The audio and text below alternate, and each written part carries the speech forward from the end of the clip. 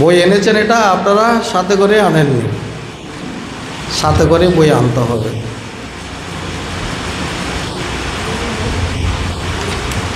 ছয় নম্বর বাণী আমার সখা সন্ন্যাসী বাবা বলেছেন, তুমি যে ভূমিষ্ঠ হইবার সময় নিদারুণ গর্ভযাতনায় কাতর হইয়া প্রতিজ্ঞা করিয়াছিলে, হে দয়াময় আমায় মুক্ত করো, এবার যাইয়া কেবল তোমাকেই লইয়াই থাকিব। এই প্রতিজ্ঞাটি কতদূর পালন করিলে তাহা প্রত্যহ ভাবিয়া দেখো কি। তুমি গর্ভযাতনায় কাতর হইয়া প্রতিজ্ঞা করিয়াছিলে, তার মানে আমরা সকলেই প্রতিজ্ঞা করেছিলাম।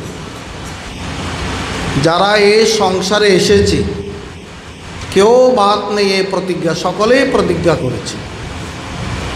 কেন প্রতিজ্ঞা করেছি? কি প্রতিজ্ঞা করেছি? আমরা এই জন্যই প্রতিজ্ঞা করেছি, যে জায়গায় আমরা মাতৃগর্ভে ছিলাম ওটা বড় কষ্টের জায়গা। মহাত্মারা বলেছেন, জন্মগ্রহণ যেমন দুঃখ, মৃত্যুবরণ করা দুঃখ, সংসারের রোগ ব্যাধি দুঃখ, তেমনি মহা দুঃখ হচ্ছে গর্ভ অবস্থায় অবস্থান করা। জন্ম দুঃখ, জরা দুঃখ, মৃত্যু দুঃখ, পুনঃ পুনঃ গর্ভে বাস করার মতো মহা দুঃখ আর কিছু নেই। গর্ভগীতায় এই বিষয়ে বিস্তারিত বর্ণনা আছে।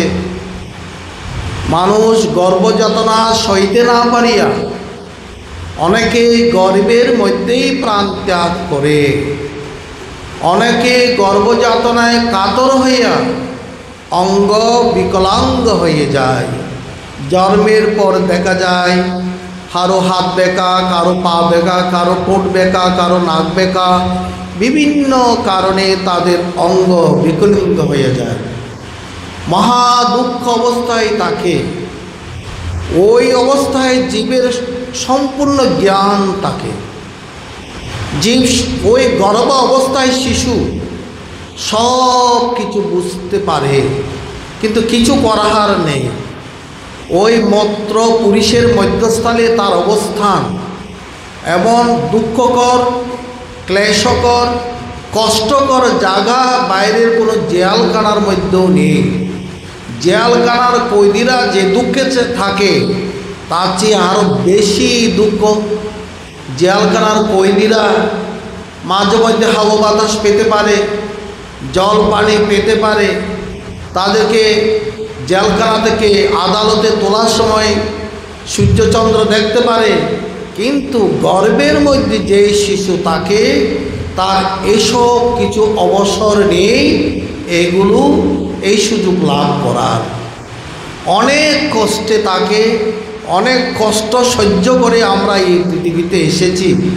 ওই কষ্ট সহ্য করতে না পেরে তখন শিশু প্রতিজ্ঞা করেছিল, হে ভগবান, হে দয়াময়, হে অনাথের নাথ, হে অনাশ্রয়ের আশ্রয়, হে অগতির গতি, আমাকে এখান থেকে মুক্ত করো, এখান থেকে মুক্ত করো। এখান থেকে মুক্ত করলে আমি পৃথিবীতে গিয়ে কেবল তোমার উপাসনা লইয়া থাকিব, তোমাকে ভাবনা করিব, তোমাকে আরাধনা করিব, তোমাকে জপ করিব, তোমাকে ধ্যান করিব, তোমাকে ডাকিব। আমার প্রতি পদে পদে, আমার মনে, আমার চিন্তায়, আমার ভাবনায়, আমার কাজের অগ্রভাগে থাকিবে তুমি। তাই বলছেন, এই প্রতিজ্ঞাটি যে তোমরা করেছ, সন্ন্যাসী বাবা বলছেন, মহাত্মারাও বলেছেন, গর্ভগীতা তো এই কথাগুলো আছে, এই প্রতিজ্ঞাটি তোমরা পালন করিতেছ কি? আমরা ব্যবহারিক জগতে দেখি,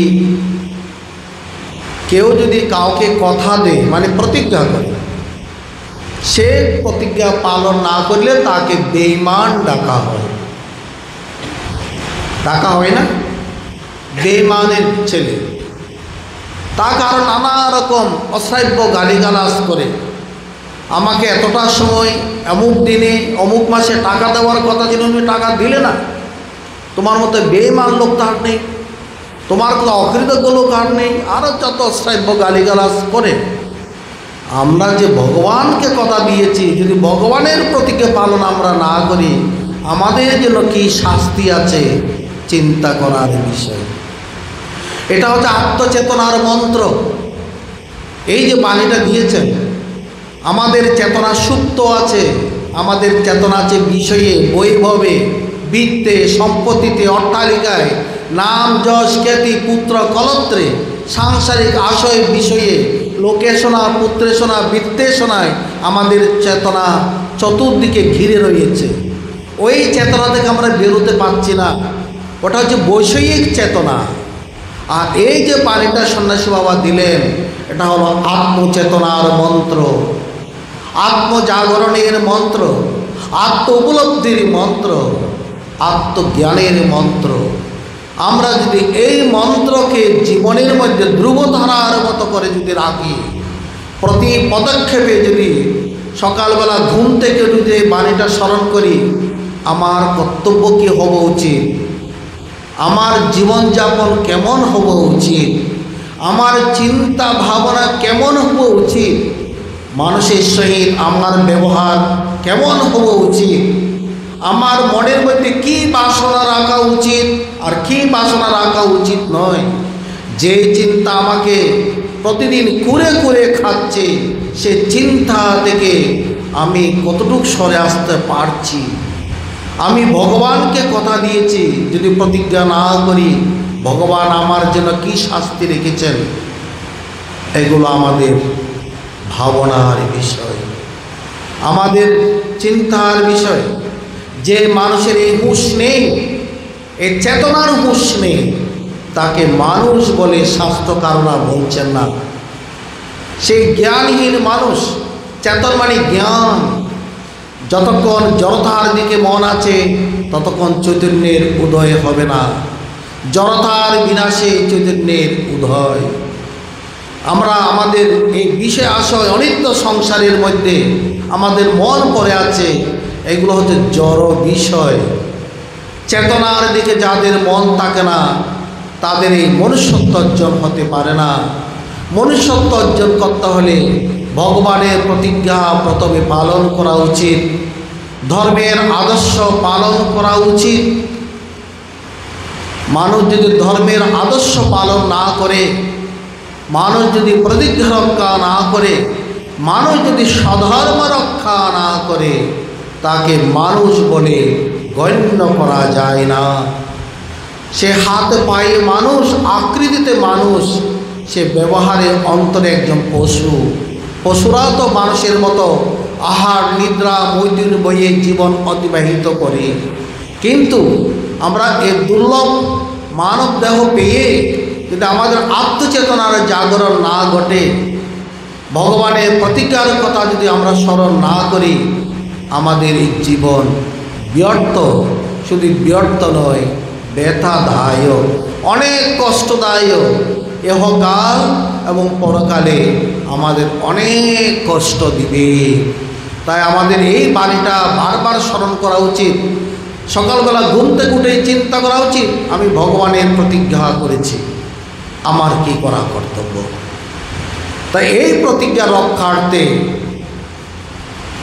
মহাত্মারা, গুরুজনেরা, গুরুদেবেরা এই জন্য বলেন, তোমরা ত্রিসন্ধ্যা নিবেদন করো। সন্ধ্যা নিবেদন করা মানে আমি ভগবানকে স্মরণ করছি। হে ভগবান, তোমাকে কথা দিয়েছি, তা আমি তোমাকে উপাসনা করতে বসেছি। আমি উপাসনা করতে বসেছি আমার আত্মিক সচ্ছলতার জন্য নয়, আমার বাসনা পূরণের জন্য নয়, আমার মান যশ খ্যাতির জন্য নয়, আমি এহকাল পরকালে সুখে থাকবো তার জন্য নয়। অন্তত একবেলা সন্ধ্যা ভগবানের জন্য নিবেদন করা উচিত। এই বলে, হে ভগবান, তোমাকে আমি কথা দিয়েছিলাম, আমি তোমার উপাসনা করছি। অন্তত ভগবানকে প্রতিদিন এই প্রতিজ্ঞার কথা স্মরণ করে উপাসনা করা। যারা ধর্মের আদর্শ রক্ষা করে না, উপাসনা করে না, সন্ধ্যা করে না, সন্ধ্যা দেবীর কৃপা তাদের উপর প্রতিফলিত হয় না। আমরা এই যে সন্ধ্যা করি, ভগবানকে ডাকি, ভগবানের উপাসনা করি, এর ফল কি? প্রথম কথা, কোনো ফলের দিকে আকাঙ্ক্ষা রাখা উচিত নয়। কেন? আমি প্রতিজ্ঞা রক্ষা করছি, আমি ডাকবো বলে কথা দিয়েছি, ফল তো ভগবান আমাকে আগেই দিয়ে দিয়েছেন। মাতৃগর্ভ থেকে আমাকে খুব সুন্দরভাবে পৃথিবীর আলো দেখিয়েছেন, আমি পৃথিবীতে এসেছি, ফল তো তিনি দিয়ে দিয়েছেন। এরপরও কিন্তু যারা ভগবানের কথা, ভগবানের কাছে দেওয়া প্রতিজ্ঞা পালন করে, তাদের জন্য ভগবান বিরাট পুরস্কার তুলে রাখে। আমরা চাইলেও তিনি পুরস্কার দেবেন, আমরা না চাইলেও তিনি সে পুরস্কার দেবেন। সে পুরস্কারটা কীরকম? আমরা যদি নিয়মিত সন্ধ্যা করি, 3 বেলা সন্ধ্যা করি, 2 বেলা সন্ধ্যা করি, বা নিয়মিত মন্ত্র জপ করি, গুরুজনকে দেওয়া কথা রক্ষা করি, ভগবানকে দেওয়া কথা রক্ষা করি, বলছে সন্ধ্যা দেবী তোমার কল্যাণ সাধন করে, যা তুমি নিজেও বুঝতে পারো না। বলে সেটা কীরকম? আমরা যদি ভগবানকে ডাকার ফলটা যদি বুঝতে পারি, তাহলে ভগবানকে ডাকার প্রেরণাটা আমাদের মধ্যে নিরন্তর থাকবে। আমি কথা দিয়েছি, ভগবান আমার জন্য কত আশীর্বাদ রেখেছেন, পুরস্কার রেখেছেন, আমি কেন তাকে ডাকবো না? বলছে কীরকম? সন্ধ্যা দেবীর কৃপাটা কীরকম? তিনি আমাদের অন্তরের ময়লা পরিষ্কার করে দেয়, যাতে ভগবানের সঙ্গে আমাদের মন কানেক্ট করতে পারে। আমাদের ময়লাযুক্ত মন ভগবানের সঙ্গে যুক্ত হতে পারে না, যুক্ত হইও না। মন যতক্ষণ নির্মল না হবে, শুদ্ধ না হবে, নির্বাসনা না হবে, বাসনামুক্ত না হবে, ওই মন তখন ভগবানের সঙ্গে কানেক্ট হয় না, যুক্ত হয় না। আর ভগবানের সঙ্গে যুক্ত না হলে মানুষের জীবনের পূর্ণ সফলতা আসে না। আর সন্ধ্যা দেবী ওই কাজটাই করে থাকেন। যারা নিয়মিত সন্ধ্যা করে, তাদের মনের মলিনতা দূর করে দেয়, তাদের চেতনাকে আরও জাগ্রত করে দেয়, তাদের মধ্যে শুদ্ধ বিচারের প্রতিপাদন করে, তাদের বিবেককে জাগ্রত করে দেয়, তাদের ব্রেগকে জাগ্রত করে দেয়, তাদের চেতনাকে ঈশ্বরমুখী করে দেয়। ওই সন্ধ্যা দেবী কাজটা করে, ওই কাজটা করার পরে যে ভগবানকে উপাসনা করে, তার সঙ্গে তখন ভগবানের একটা কানেকশান হয়, সম্পর্ক তৈরি হয়, তার গুড রিলেশান তৈরি হয়, যে রিলেশানের মাধ্যমে সাধক, তপস্বী, ভক্ত, শিষ্য প্রতি পদে ভগবানের সাড়া পেতে থাকে, ভগবানের আশীর্বাদ পেতে থাকে, প্রতি পদে তার কর্মের মধ্যে সফলতা পেতে থাকে। এ হলো ভগবানকে ডাকা, উপাসনা করার ফল। এক বৃদ্ধ ব্রাহ্মণ ত্রিসন্ধ্যা গায়ত্রী উপাসনা করতেন। তার ছিল এক মাতাল পুত্র। বাবা পরম ধার্মিক, পুত্র হলো মাতাল। এখন বাবা বলছেন, আমার বয়স হয়ে গেছে, আমি ব্রাহ্মণ পরিবারের সন্তান, ত্রিসন্ধ্যা গায়ত্রী জপ করা আমাদের নৈতিক কর্তব্য এবং সাধনা, কিন্তু আমার পুত্র তো মাতাল, বকাটে, জোয়ারি, সেই বাইরে বাইরে ঘুরে বেড়ায়, কাকে বলে গায়ত্রী, কাকে বলে ব্রাহ্মণ, কাকে বলে উপাসনা, কাকে বলে ধর্ম, কাকে বলে ঈশ্বর, কিছুই বুঝে না। এই অনুতাপে ব্রাহ্মণ প্রার্থনা করতে থাকেন পরমাত্মার নিকট, ঈশ্বরের নিকট, ভগবানের নিকট। পুত্রকে ডেকে একদিন বলছেন, পুত্র, আমার তো মৃত্যুর সময় হয়ে এসছে, তুমি কি ভুলে গেছ তোমার গলার মধ্যে যে উপবীত আছে, যে পৈতা আছে, এটা তোমার দ্বিতীয় জন্মের চিহ্ন। ব্রাহ্মণ যখন জন্মগ্রহণ করে তখন তাকে শূদ্র, সংস্কার যখন হয়, যখন পৈতা গ্রহণ করে, উপবীত ধারণ করে, উপনয়ন ধারণ করে, তখন হয় দ্বিজ, মানে দ্বিতীয়বার জন্ম। এই উপনয়ন তুমি ধারণ করে ব্রাহ্মণ রূপে স্বীকৃত হয়েছ। ব্রাহ্মণের কাজ, যে প্রধান কাজ গায়ত্রী জপ করা, সেটাকে তুমি করছো। ছেলে বলছে, আমার ওসব সময় নেই, মন তো মাথাল, মত্ত করির মতো পাগল হইয়াছে বিষের মধ্যে। বলে আমার একটা কথা রক্ষা করো, 3 বেলা অন্তত না করো, 1 বেলা অন্তত তুমি গায়ত্রী জপ করো, ব্রাহ্মণ বংশের ঐতিহ্য রক্ষা করো, ব্রাহ্মণের ধর্ম রক্ষা করো। তুমি যদি ব্রাহ্মণের ধর্ম সধর্ম রক্ষা না করো, তুমি তো পুত্র পরের জন্মে পশু হয়ে জন্মগ্রহণ করবে। ধর্ম রক্ষা করে না পশুরা, সে মানুষ যদি পশুর মতো ধর্ম রক্ষা না করে সে পরজন্ম হয়ে যাবে পশু। তার কথাটা খুব মনে লেগেছে, বাবাকে কথা দিয়েছে, তবে আমি এখন নয়, যখন তুমি মৃত্যুবরণ করবে সেদিন থেকে আমি গায়ত্রী জপ করব। বলে তাই হোক, অন্তত তুমি যে স্বীকার করে নিয়েছো গায়ত্রী জপ করবে, এতে আমি আনন্দিত। কিছুদিন পর বাবা মরে গেল, পুত্র বাবার শ্রাদ্ধ শান্তি করলো। বাবার কথা যে কথা দিয়েছেন সে কথা মনের মধ্যে তার রেখাপাত করছে যে আমি তো কথা দিয়েছি বাবাকে অন্তত 1 বেলা গায়ত্রী জপ করব। তখন গায়ত্রী জপ প্রতিদিন এবার ভোরবেলা সে গঙ্গা স্নানে যায়, গঙ্গা স্নান করে এসে গায়ত্রী জপ করে, 1 বেলা গায়ত্রী জপ করে, প্রতিদিন ভোরবেলা গঙ্গায় স্নান করে এসে গায়ত্রী জপ করে। তো এক আশ্চর্য ঘটনা, সেই যখন গঙ্গার ঘাটে স্নান করতে যায় ওই সময়ে একটা বুড়ি মা ওই সময়ে স্নান করতে যায়। সে প্রথম তেমন আমল দিত না, খেয়াল করতো না, অনেকেই তো গঙ্গাতে স্নান করতে আসে। কিন্তু ঠিক একদিন হঠাৎ করে অনেকদিন পর বলছেন, এ বুড়ি মা, আমি যখন স্নান করতে আসি ব্রাহ্ম মুহূর্তে, তুমি এখানে কি করতে আসো?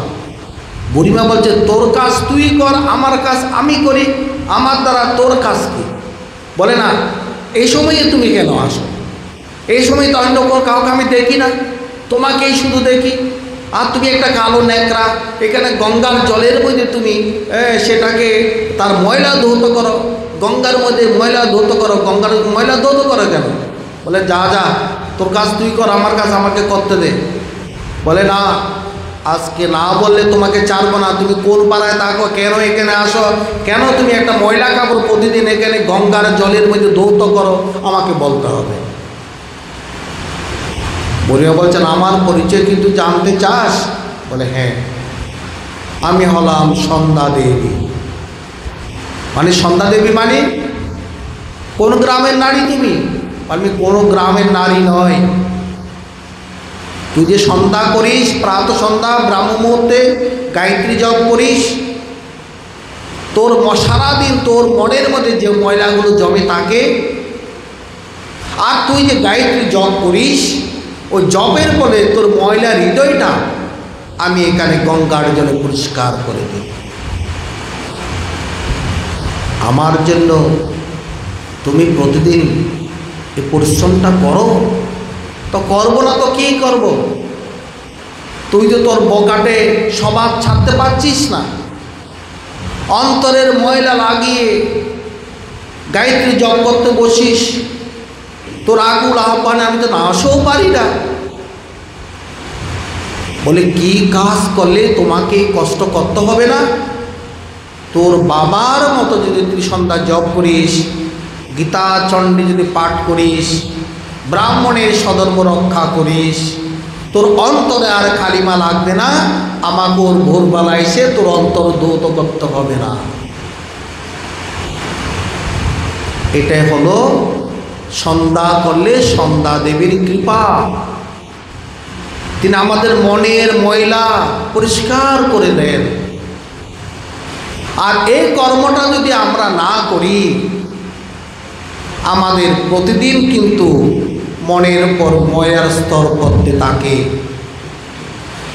এরকম যদি আমরা 50 বছর 40-50 বছর বয়সে যদি ভাবি 50 বছর ধরে ভগবানকে ডাকি নাই, ভগবানের প্রতিজ্ঞা রক্ষা করি নাই, প্রতিদিন যদি একটু একটু পাপ জমতে থাকে, পাপের ময়লা জমতে থাকে, সে পাপের ময়লা কত বড় ওয়াল হবে, চীনের প্রাচীরকে ছাড়িয়ে যাবে।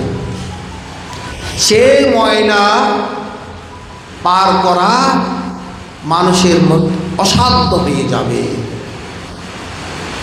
তাই আমাদের এখন থেকে আত্মচেতনার জাগরণ প্রয়োজন।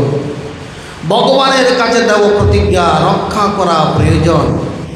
আমাদের স্বধর্ম রক্ষা করা প্রয়োজন। যার স্বধর্ম রক্ষা হয় না, ভগবানকে দেওয়া প্রতিজ্ঞা রক্ষা হয় না, ধর্মের আদর্শ রক্ষা করে না, তার মনুষ্যত্ব বোধ জাগ্রত হয় না, তার আত্মচেতনারও জাগরণ ঘটে না। মানুষের আদর্শ কি? ধর্মের আদর্শই মানুষের আদর্শ। স্বামী বিবেকানন্দ বলেছেন, মানুষের সাধারণ ধর্ম হল পরোপকারই পাপ, পরোপকারই পুণ্য, পরপীড়নই পাপ। শক্তি সাহসিকতাই ধর্ম, দুর্বলতা কাপুরুষতা পাপ। মানুষকে ঘৃণা করাই পাপ, মানুষকে ভালোবাসাই পুণ্য। ঈশ্বর এবং নিজ আত্মাকে বিশ্বাস করাই ধর্ম, আর সন্দেহ করাই পাপ। অবেদ দর্শনই পুণ্য, ভেদ দর্শনই পাপ। এগুলো হচ্ছে ধর্মের উচ্চ আদর্শ। মানুষের মানুষের জীবনে এই আদর্শগুলো থাকে না, তার আত্মচেতনা জাগ্রত হয় না। আর যে মানুষ স্বধর্ম রক্ষা করে না, স্বধর্ম কি? নিজের ধর্ম। প্রথম থেকে যদি আমরা বিচার করি, আমরা কোন ধর্মের মানুষ? সনাতন ধর্মের মানুষ। সনাতন ধর্মের প্রধান ধর্মগ্রন্থ কি? বেদ। বেদ প্রণীত ধর্ম অধর্ম তদ বিপর্যয়। বেদের যে অনুশাসন, বেদের অনুশাসন মান্য কারা? মানব জীবনে এসে বেদ যে অনুশাসন দিয়ে তাকে, সেটা আমরা শাস্ত্র থেকে জানবো, গুরুর কাছ থেকে জানবো, সৎসঙ্গ থেকে জানবো। বেদ বলেছেন, সত্যং বদ ধর্মং চর ধর্মান্ন প্রমদিতব্যং সত্যান্ন প্রমদিতব্যং দেব বৃত্তি কার্যব্যং ন প্রমদিতব্যং স্বাধ্যায় ন প্রমদিতব্যং স্বাধ্যায় প্রবচন এবং ন প্রমদিতব্যং। এরকম অনেকগুলো অনুশাসন আছে। যাহা নিন্দিত কর্ম তুমি করবে না, যাহা অনিন্দিত কর্ম তা তুমি করবে। পিতাকে তুমি দেবতার পূজা করবে, মাতাকে দেবতার উপাসনা করবে, অতিথিকে দেবতার উপাসনা করবে, সদা সত্য কথা বলিবে, ধর্ম আচরণ সদাচার পালন করিবে। এরকম অনেক অনুশাসন আছে। তো আমরা সনাতন ধর্মের লোক হয়ে প্রথম আমাদের কর্তব্য এই ধর্ম রক্ষা করা। দ্বিতীয়ত, ধর্মের যে সাধারণ লক্ষণ, ধৃতি কমা দমস্তে শৌচমিন্দ্রিয় নিগ্রহ দ্বিবিদ্যা সত্যমক্র দশকং ধর্মলক্ষণম। এই গুণগুলো প্রত্যেক মানুষের জীবনের মধ্যে অর্জন করা প্রয়োজন। তারপর হলো যারা বর্ণ এবং আশ্রম অন্তর্গত, ব্রাহ্মণের ধর্ম রক্ষা করবে, বিশেষ ধর্ম এগুলো। ক্ষত্রিয় ধর্মে রক্ষা করবে, বৈশ্য ধর্মে রক্ষা করবে, শূদ্রের ধর্ম রক্ষা করবে। আশ্রম ধর্ম, যারা ব্রহ্মচর্য আশ্রমে আছে তারা ব্রহ্মচর্য আশ্রমের ধর্ম রক্ষা করবে। যারা গৃহস্থ আশ্রম আছে তারা গৃহস্থ আশ্রমের যে বিধিনিষেধ আছে সেগুলো মান্যতা করবে। বানপ্রস্থ এবং সন্ন্যাস আশ্রমে যারা আছে তারা তাদের স্বধর্ম রক্ষা করবে। এগুলো হচ্ছে স্বাভাবিক স্বধর্ম। এর যে উন্নত মানের স্বধর্মের ব্যাখ্যা হলো আত্মধর্মই স্বধর্ম, ইন্দ্রিয় ধর্ম হলো পরধর্ম। যারা ইন্দ্রিয়ের অধীনে জীবন যাপন করে, ইন্দ্রিয়ের বায়না পূরণ করে, বিষয় আশয় ভোগ করে সংসারে বিচরণ করে, তারা ইন্দ্রিয় ধর্ম নিয়ে থাকে, তাদের আত্মচেতনা জাগ্রত থাকে না। আত্মধর্ম না, আত্মজ্ঞানের সাধনা যারা করে, আত্ম উপলব্ধির সাধনা যারা করে, আত্ম অনুভূতির সাধনা যারা করে, আত্মানন্দ প্রাপ্ত হওয়ার জন্য যারা সাধনা করে, সেটাই হলো প্রকৃত স্বধর্ম। এই স্বধর্ম রক্ষা করা প্রত্যেক মানুষের কর্তব্য।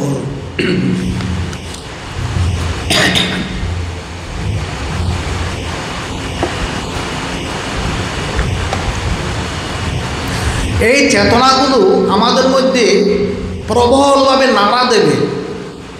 এই চেতনাগুলো আমাদের মধ্যে খুব উৎসাহ যোগাবে। এই ভাবনাগুলো কখন? যখন এই আজকের যে বাণীটা বলেছেন ভগবান, তুমি প্রতিজ্ঞা করেছ, সেই প্রতিজ্ঞা কতটুকু পালন করেছ ভাবিয়ে দেখো। কি ভাবনা করা,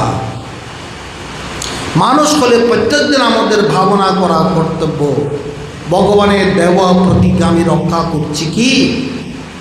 এই প্রতিজ্ঞা রক্ষা করার জন্য আমাদেরকে ত্রিসন্ধ্যা করতে হবে, আমাদেরকে সত্য কথা বলতে হবে, সংযম করতে হবে, নিয়মিত স্বাধ্যায় বা গীতাদি শাস্ত্র পাঠ করতে হবে, আমাদেরকে সাধনা করতে হবে, আমাদেরকে সৎসঙ্গ করতে হবে। সৎসঙ্গ যেমন তেমনভাবে করলে হয় না। সৎসঙ্গ করতে বসেছি, কথা শুনছি, হঠাৎ বাড়ি থেকে ফোন আসলো, বাড়িতে অতিথি আসছে, তুমি না আসলো তো হবে না, কিছু তো নাই ঘরের মধ্যে, বা সৎসঙ্গ ছেড়ে দিয়ে বাড়ির কর্তব্য পালন করতে চলে গেলাম। সৎসঙ্গ করতে বসেছি, ওইদিকে বাড়ি থেকে খবর এসছে ঘরে আগুন লেগেছে, বা চলে গেলাম ঘর রক্ষার জন্য। সৎসঙ্গ করতে বসেছি, ফোন এসেছে বা খবর নিয়ে এসেছে ঘরে ডাকাত এসেছে, বাস তখন সৎসঙ্গ ছেড়ে দিয়ে চলে গেলাম। এটাকে সৎসঙ্গ বলে না। সৎসঙ্গ করতে হবে এরকম একটা দৃষ্টান্ত দিচ্ছি। এক বৃদ্ধা সেটির কাহিনী। এক বৃদ্ধা এরকম সৎসঙ্গের মধ্যে গিয়ে সেই যারা উপদেশ করতে বসেন, আসনে বসেন, তাদের কথাগুলো খুব মনোযোগ দিয়ে শ্রবণ করেন। কেননা তিনি মনে প্রাণে জেনেছেন এই সৎসঙ্গ করলে, সৎসঙ্গের কথা শ্রবণ করলে এবং সেই কথাগুলো মতো যদি আমি জীবন যাপন করি, আমার জীবনের পরিবর্তন হবে, আমার জীবন উন্নতির দিকে যাবে, আমার জীবন পরম কল্যাণের পথে যাবে। আমরা কিন্তু যখন সৎসঙ্গ করতে বসি, মনের পরিবর্তন হোক, পরম কল্যাণ হোক, এটা আমরা চাই না। জাস্ট সময় কাটানোর জন্য সৎসঙ্গ করি। এখানে যদি বলি সাত্বিক আহার করুন, করবেন না। বলি সত্য কথা বলুন, বলবেন না। যদি করুন অযথা সময় নষ্ট করবেন না, করবেন না। যদি বলুন সন্ধ্যা রীতিমতো 2 ঘন্টা করুন, করবেন না। যদি 3 ঘন্টা রেগুলার সন্ধ্যা করুন, তাও করবেন না। সেই জন্য আমাদের চেতনার পরিবর্তন হচ্ছে না। কেননা আমাদের অঙ্কুশ, মন রূপী অঙ্কুশটা পড়ে রয়েছে বিষয়ের মধ্যে। কিন্তু ওই বৃদ্ধা সেটি তিনি জীবনের পরিবর্তন করার জন্য সৎসঙ্গে বসেছেন, সত্য কথা শ্রবণের জন্য, সেই শাস্ত্রের কথা শ্রবণের জন্য, নিজের পরিবর্তন ঘটানোর জন্য। ভালো ভালো কথা হচ্ছে, সুন্দর কথা হচ্ছে, শাস্ত্র বেদ বেদান্ত উপনিষদের কথা হচ্ছে। এমন সময় বাড়ি থেকে গৃহের পরিচারিকা এসে বলছেন, দিদিমা ডাকাত এসেছে, যা যা, চলো যা, চলো যা। শুনছে যখন শুনে নাই। আবার পরিচারিকা এসে বলছে, দিদিমা ডাকাত ঘরে ঢুকেছে, বলে যা যা। আবার পরিচারিকা এসে, দিদিমা ডাকাত এবার আমাদের সিন্ধুক ভেঙে ওই টাকা পয়সা সোনা সব নিয়ে যায়, যা যা। কি দর নিচ্ছে? ও যে বেশি দর আমি এখানে কামাই করছি, ওই দর নিয়ে গেলে কি হবে? ওগুলো তো নশ্বর জিনিস, সেগুলো আপনি ফেলে আমাকে যেতে হবে। ওই দলের আমার চিন্তা নেই। আমি অবিনশ্বর ধন এখানে উপার্জন করছি। আমি এখানে যে ধনটা উপার্জন করছি সৎসঙ্গে বসে, এটা চেয়েও চুরি করতে পারবে না, ডাকাতি করে নিয়ে যেতে পারবে না, এটা আমার সঙ্গে যাবে। তা ওই ধন আমি চাই না। ওই পরিচারিকার সাথে সাথে ডাকাতের সর্দার তিনিও ওই সৎসঙ্গে এসেছিলেন। তিনি এসেছেন সৎসঙ্গ শ্রবণ করার জন্য নয়, তিনি পাহারা দেওয়ার জন্য এসেছেন। যদি ও লোকজন ডেকে আমাদেরকে তাড়া করে, সে সিগন্যাল দেওয়ার জন্য সেও এসেছিল সৎসঙ্গে। যখন পরিচারিকার কথা শুনল, আরে এর চেয়ে বড় দন, বেশি দন এখানে ইনি উপার্জন করছেন। কি সেই ধন? আমরা তো ধন মনে করি টাকা পয়সা, সোনা দানা, মণি মুক্তা, এগুলোকে ধন মনে করি। আরে বৃদ্ধা সেটি ওখানে ডাকাতে নিয়ে যাচ্ছে, ভ্রুক্ষেপ করছে না, খেয়াল করছে না, বলছে এগুলো নশ্বর ধন। ও নশ্বর ধন আমি নামে কেন এগুলো অবিনশ্বর ধন উপার্জন করছি। এই ধন কেউ ডাকাতি করে নিতে পারবে না। ডাকাত সর্দারের এই কথাটা মনে লাগলো, তাই তিনি বলছেন, আপনি এখানে কী ধন উপার্জন করছেন? বলে, তুমি কি বুঝবে, তুমি কে? বলে যদি অপরাধ না নেন আমি ডাকাত সর্দার। ও তোমরা যে দল নিয়ে যাচ্ছ সেই দল নিয়ে কি স্বর্গে যাবে না নরকে যাবে? চুরি করা দাম তো স্বর্গে যেতে পারে না, নরকেই যাবে। আর সঙ্গে তো নিয়েও যেতে পারবে না। আমি এখানে যে ধন অর্জন করছি, ভগবানের নাম, ভগবানের গুণগান, ভগবানের কথা, ভগবানের স্বরূপ, ভগবত লীলা, এগুলো আমার মনকে এই চেতনার জগৎ থেকে আমাকে চেতনার জগতে নিয়ে যাচ্ছেন, যেখানে পরম আনন্দ বিরাজ করছে। অনিত্য বস্তু কখনো ধন হতে পারে না। বলে এই ধন আমি কীভাবে উপার্জন করব? বলে তুমি এভাবে রেগুলার সৎসঙ্গে আসো, তোমারও মনের পরিবর্তন ঘটবে। বলে চুরি ডাকাতে আমার আর ভালো লাগে না। বলে যদি ভালো না লাগে এখানে বসো, সৎসঙ্গ করো, মন সুন্দর হয়ে যাবে। যদি সৎসঙ্গের কথা তুমি ধারণ করো এবং সৎসঙ্গের কথা যদি তুমি পালন করো, জীবনে যদি মেনে চলো, তুমিও এই অনিত্য লোক ছেড়ে তুমি উন্নত নিত্য লোকে গমন করতে পারবে। এই সংসারে সব কিছু অনিত্য। গীতায় ভগবান বলেছেন অনিত্যম সুখম লোকম এবং প্রাপ্য ভোজস্বমাম। আমরা গীতা পাঠ করি কিন্তু ভগবানের কথা বিশ্বাস করি না। অনিত্য জগতের মধ্যে মনের 100% দিয়ে রেখেছি, আর ভগবানের কথায়, ভগবানের চিন্তায় ত্রিসন্ধ্যার জগতে মনের 10% দিতে পারি না। 10টা মিনিট আমরা সময় দিতে পারি না। নিরিবিলি ভগবানকে ডাকবো, সেই সময় আমরা পাই না। তো আমাদের মতো হতভাগা আর কে বা আছে? কিন্তু বৃদ্ধা সেটি দেখিয়ে দিলেন জগতের মধ্যে নিত্য কি অনিত্য কি। তিনি ভগবানের কথাকে সঠিকভাবে গ্রহণ করেছেন। তিনি তার সেই ঘর থেকে খবর আসার পরও ঘরে গচ্ছিত টাকা পয়সা সোনা দানা রক্ষার জন্য তিনি লোকজন নিয়ে উঠে যায়নি। সৎসঙ্গের আসরে তিনি যে বসেছেন, তো বসেছেন যে দল চুরি ডাকাতি হয় না, চোর ডাকাত নিয়ে যেতে পারে না, তস্কররা নিয়ে যেতে পারে না, সে নিত্য ধনের সাধনা তিনি করেছেন। যদি সৎসঙ্গ করতে হয় এভাবেই করতে হয়, তবে আত্মচেতনার জাগরণ ঘটবে। আত্মচেতনার জাগরণ ঘটাবে। আমাদের যে প্রবৃত্তিমুখী ইন্দ্রিয় রয়েছে, প্রবৃত্তিমুখী মন রয়েছে, প্রবৃত্তিমুখী বুদ্ধি রয়েছে, তার দ্বারা আত্মচেতনার উন্মেষ হয় না। আমাদের এই শরীরটাকে পরিচালনা করছে ইন্দ্রিয়, ইন্দ্রিয়কে পরিচালনা করছে মন, মনকে পরিচালনা করছে বুদ্ধি। বুদ্ধি যদি শুদ্ধ না হয় চেতনার জাগরণ ঘটে না। তাই গীতায় সাত্ত্বিক বুদ্ধির লক্ষণ দিয়েছে। যারা আত্মচেতনার উন্মেষ করতে চায় তাদের সাত্ত্বিক বুদ্ধি হওয়া প্রয়োজন।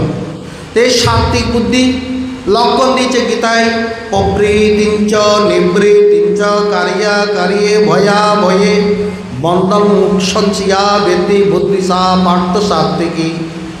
যে বুদ্ধি কোন কাজে আমাকে প্রবৃত্ত হতে হবে, কোন কাজ থেকে আমাকে নিবৃত্ত হতে হবে, এই জ্ঞান প্রদান করে।